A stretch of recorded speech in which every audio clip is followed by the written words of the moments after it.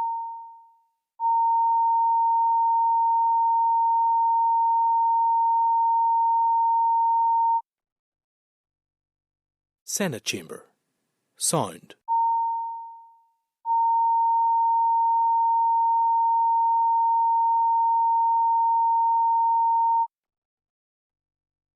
Senate chamber. Sound.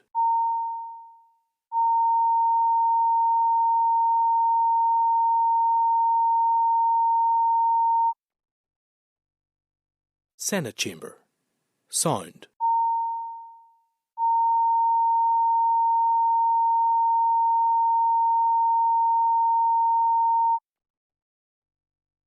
Senate chamber.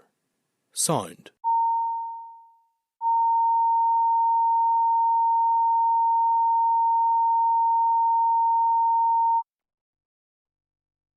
Senate chamber.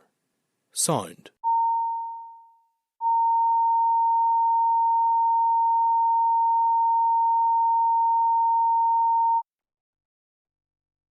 Senate chamber. Sound.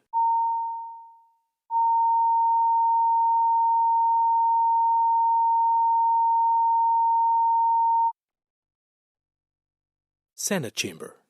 Sound.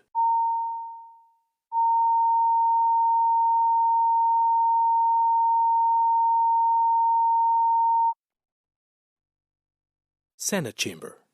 Sound.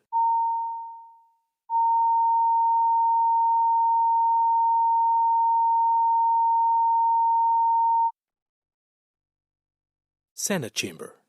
Sound.